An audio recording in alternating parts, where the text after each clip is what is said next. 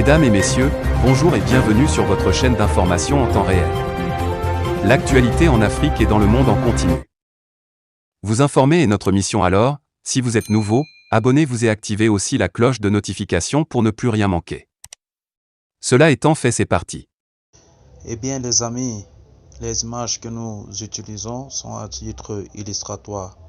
Alors nous vous invitons à être courtois et polis au niveau de vos commentaires sous peine de ne pas les voir supprimés. Merci. Après un temps d'observation de la scène politique nationale depuis la prise du pouvoir par les militaires, le 24 janvier dernier, l'Organisation des peuples africains section Burkina de Maître Ambroise Farama a donné de la voix ce 17 mai 2022 à travers une conférence de presse à son siège à Ouagadougou. Elle note une situation sécuritaire nationale qui est mise à rude épreuve. Selon le président de l'OPABF, Maître Ambroise Farama, 100 jours après la prise du pouvoir par les militaires, le Burkina Faso est toujours dangereusement menacé dans ses frontières méritées de la haute volta et les chiffres parlent d'eux-mêmes. 610 attaques terroristes, 567 personnes tuées, 6 palais de justice fermés, une maison d'arrêt et de correction attaqués et des prisonniers libérés et une recrudescence des exécutions sommaires. L'OPABF a dit noter que les FDS semblent préoccupés par le partage du gâteau plutôt que de dérouler leur stratégie de lutte contre le terrorisme. À en croire Maître Farama, le terrorisme qui frappe de plein fouet le Burkina résulte de l'impérialisme, principalement français, qui n'a jamais voulu de peuple africain souverain.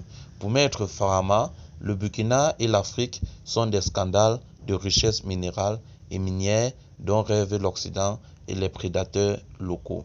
Le président de l'OPABF a fait savoir que dans la lutte contre le terrorisme au Sahel, la France a montré ses limites. Et puis, elle apparaît à bien des égards comme pyromane et pompier complice d'un plan de déstabilisation du Sahel. Sur la question de la cohésion nationale, l'OPABF a estimé qu'elle devrait dériver de l'unité et de la cohésion au sommet de l'État. Cependant, précise-t-elle, qu'on est de plus en plus fondé à croire que ceux qui ont pris le pouvoir ne constituent plus une entité homogène, en témoignent les clans qui se jouent au sein du pouvoir. Les responsables de l'OPABF ont appelé à l'avènement d'un Burkinabé de type nouveau, comme celui dont le président Sankara avait rêvé. Signé Kichwensida Fidel Konsiambo.